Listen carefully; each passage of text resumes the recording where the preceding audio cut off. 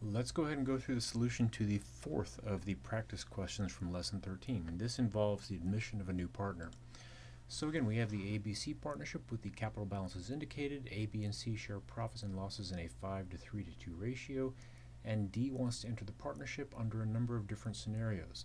First, let's assume that D buys A's ownership interest directly from A for $500,000. This is a contract between D and A. D writes a check on his personal checking account to A, and A deposits that check in his personal checking account. This transaction does not involve the partnership, except to the extent that the capital account is going to be transferred from A to D. So we're going to go ahead and remove A capital and replace it with D capital. Now, in number 2, we say assume the same as in number 1, but assume that B and C demand $50,000 each of A's capital balance to agree with this. B and C don't have to admit D. They can put a price on this and say, look, we're willing to accept D as a partner, but we need something for our trouble. We need something to compensate us for this change in the partnership composition. Again, this is simply a bookkeeping entry to reallocate A's capital. So we're going to go ahead and eliminate A's capital balance of $300,000. We're going to go ahead and give $50,000 of that to B. We're going to give $50,000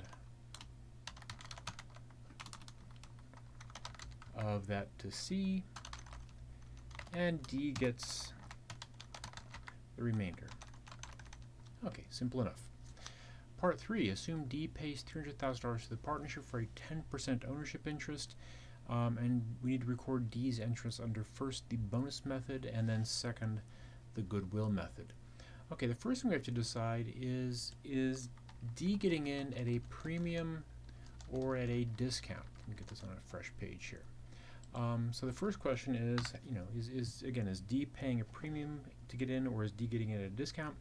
So let's go ahead and figure this out. The existing net assets are $1 million. That's simply the sum of the A, B, and C capital accounts. Again, capital equals net assets. D is going to contribute $300,000 in cash. So the total net assets after that contribution will be $1.3 million. D's going to get 10% of that, or $130,000, and D is paying $300,000 for that. So D is paying a fairly sizable premium for his capital share. So basically, D is going to contribute $300,000 in cash. D is going to get a capital balance of $130,000. Again, that's going to be 10% of the new net assets. The extra $170,000 is going to be split between A, B, and C in that 5 to 3 to 2 ratio. So A is going to get 5 out of 10, or 50% of that $170,000. B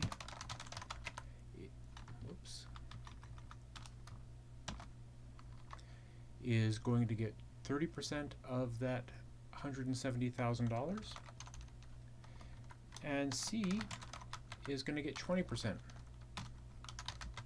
of that $170,000. Okay, so that would be the bonus method.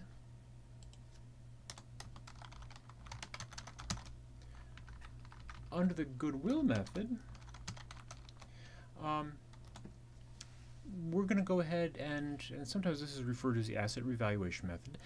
Basically, the argument here is that since D is willing to pay more than book value for his ownership stake, that implies the partnership must be worth more than book value for its ownership stake. So again, think of this in context of the differential in the case of mergers and subsidiary relationships. The partnership is worth more than book value. Why? There might be specific undervalued or unreported assets, in which case we'd increase those assets. Or alternatively, if there's no specifically identifiable asset that accounts for that additional value, we'd simply ascribe it to goodwill. And so let's go ahead and do that in this case. It's much simpler that way. So we'll say, look, if D was willing to pay $300,000 for a 10% ownership interest, that implies that the partnership as a whole must be worth $3 million. Again, if 10% is worth $300,000, then the whole thing must be worth $3 million. The total net assets after D makes his contribution will be $1.3 million. Again, that's the existing net assets plus the cash that D is going to kick in. So if there are identifiable net assets of 1.3 million, the partnership is worth 3 million, that implies there must be goodwill of 1.7 million. The difference between the fair value, the implied fair value of the partnership, and the identifiable assets. Now again, who created that goodwill? That goodwill was created while A, B, and C owned the partnership. So let's go ahead and do this in two separate entries. Let's go ahead and record that goodwill of $1.7 million. Now again, the new partner D had nothing to do with creating that goodwill. Instead, all of that goodwill was created by A, B, and C. So let's go ahead and allocate that to A, B, and C. And very conveniently, A is going to get half of that 1.7 million, or 850,000. B is going to get 30% of that 1.7 million, or 510,000. And C is going to get 20% of that 1.7 million, or 340,000.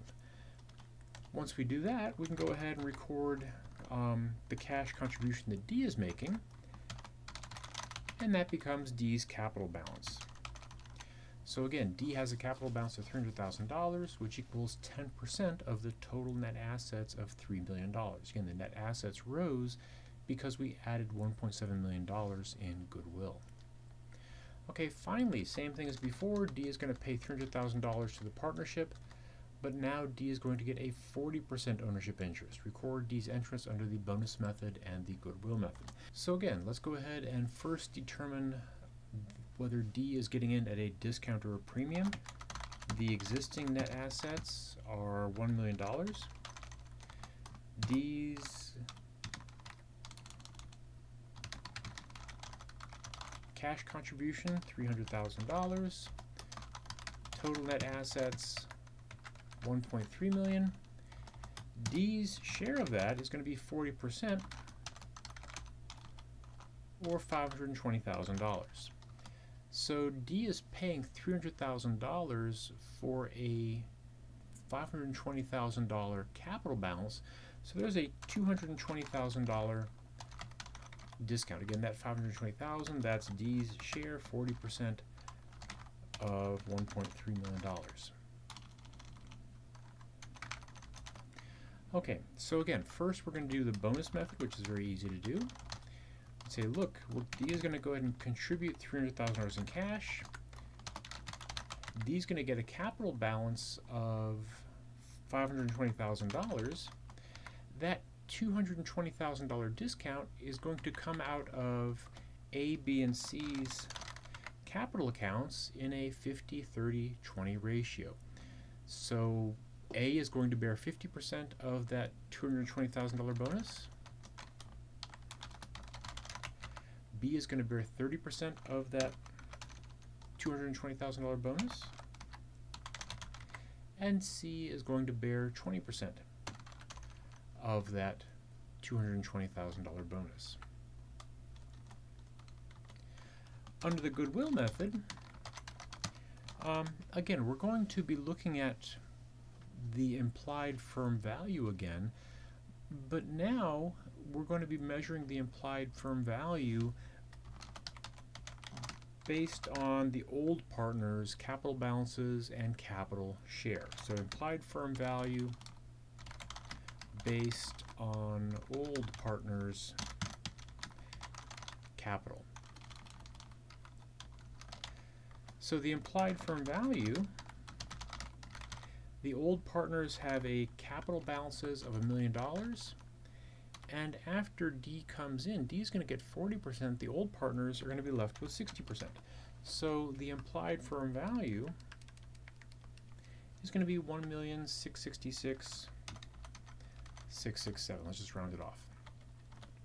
Now again, after D makes the contribution, the net assets are only going to be $1.3 million.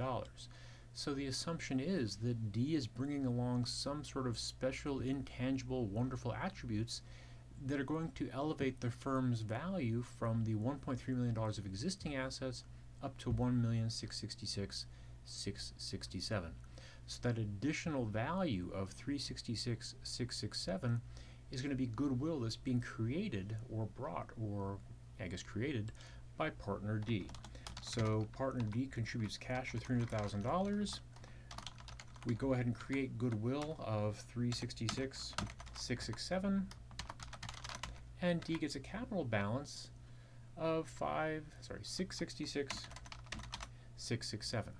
Now again, that $666,667 is 40% of the total firm value of $1,666,667.